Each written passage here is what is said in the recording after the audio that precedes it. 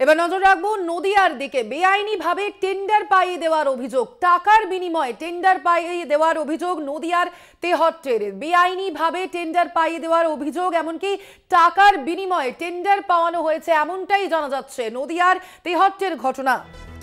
তৃণমূল কর্মীদের অভিযোগ পঞ্চায়েতের বিরুদ্ধে। বেআইনিভাবে টেন্ডার পাইয়ে দেওয়ার অভিযোগ, টাকার বিনিময়ে টেন্ডার পাইয়ে দেওয়ার অভিযোগ। তৃণমূল কর্মীদের অভিযোগ পঞ্চায়েতের বিরুদ্ধে। নদিয়ার তেহট্টের কানাইনগর পঞ্চায়েতের ঘটনা। তৃণমূল কর্মীদের অভিযোগ পঞ্চায়েতের বিরুদ্ধে যে তারা টাকার বিনিময়ে টেন্ডার পাইয়ে দিয়েছে। আপনাদের আবারও জানিয়ে রাখি, বেআইনিভাবে টেন্ডার পাইয়ে দেওয়ার অভিযোগ, টাকার বিনিময়ে বেআইনিভাবে টেন্ডার পাইয়ে দেওয়ার অভিযোগ। তৃণমূল কর্মীদের অভিযোগ পঞ্চায়েতের বিরুদ্ধে।